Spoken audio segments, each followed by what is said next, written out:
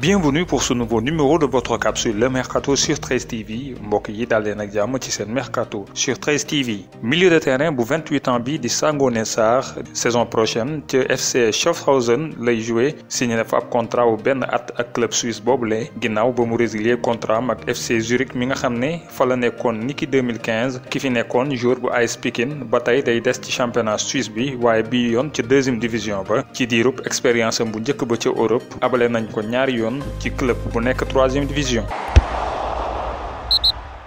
ginnaaw ba ñu ko invité ci RMC niki mardi soir Nicolas Olvek daat nay indi ay leeral ci dossier yu ñeel wàllu mercato bu club bi mu jiite di Rennes président bu club breton bi daal di dëggal tànneef gi nga xam ne def nañ ko ci joueur ghanéen bi di Mohamed Salisu te nekk ca Valladolid nga xam ne dafa mujjee dem ca Premier League bu Angleterre bu dee nag lu ñeel malien bi di Serhou Guirassy te nekk ca Amiens jamono ji ña ngay xaar ngir mu gën a am lu leer laata loolu ñu ngay wéy di xool yeneen dossiers yu ñu mën a lijjanti ñaari at ginnaaw ba mu demee ca Stade Malherbe bu Caen Prince Onyangue wóoru ko ne dina des Normandie niki été bi bu ñu sukkandikoo ci sunuy xibaar bëri na ay club yu nekk ca étranger rawatina ak ca Turquie yu ko soxla ay fan a ngi nii ma ngay waxtaan ak ay club turc milieu de terrain congolais bi am 31 ans saison bu am solo laay def ci Ligue 2 ak clubam bii di Stade Malherbe bu Caen ak 5 buts ci 21 match yu mu football ginnaaw ba ñu ko abalee Red Star niki at bi weesu Yanis Amash daan nay ñëwaat ca Nice waaye nag ku moyul moom latéral gauche bi du fa des ndax bu ñu sukkandikoo ci sunuy xibaar algérien bi moyul daañu ko transféré waxtu yi ñu jëm ca Portugal ci club bi di Boa Vista.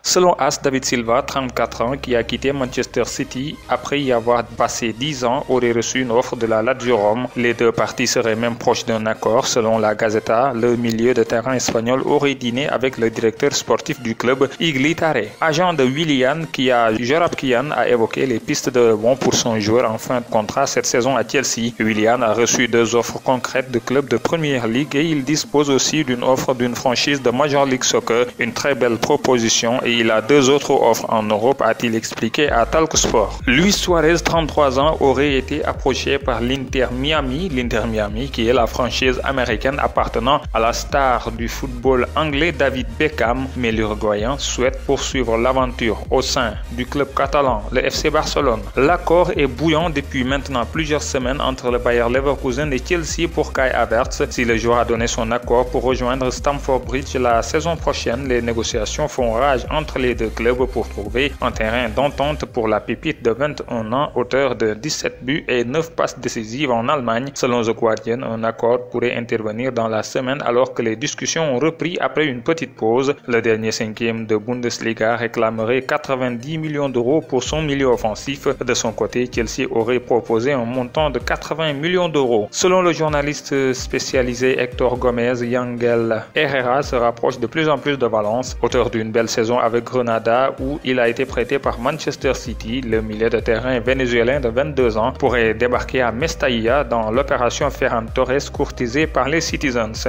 Dani Ceballos devrait lui rester à Arsenal pour au moins une saison supplémentaire. Gunners et Merengue sont proches de trouver un accord pour un deuxième prêt de l'Espagnol. Le milieu de terrain de 23 ans, encore sous contrat avec le Real Madrid, n'est jamais vraiment entré dans les plans de Zinedine Zidane et cela risquait de toujours être le cas en vue de la saison prochaine. D'après la presse italienne, Tottenham suivrait la situation d'Ivan Perisic actuellement à l'Inter Milan. Le Bayern Munich ne compterait pas lever son option d'achat. Les Spurs compteraient passer à l'offensive pour obtenir un prêt. D'après le média andalou Estadio Deportivo, le directeur sportif sévillan Monchi a déjà l'accord de Maxime Lopez. Reste à convaincre l'Olympique de Marseille et les discussions se seraient intensifiées ces dernières heures. Après la presse brésilienne, c'est au tour de Sport Bild d'évoquer un intérêt concret du PSG pour l'attaquant brésilien Matheus Cunha, recruté en janvier dernier par le Hertha Berlin. Paris serait en contact avec l'entourage du joueur et avec le club allemand qui réclame 50 millions d'euros pour le libérer.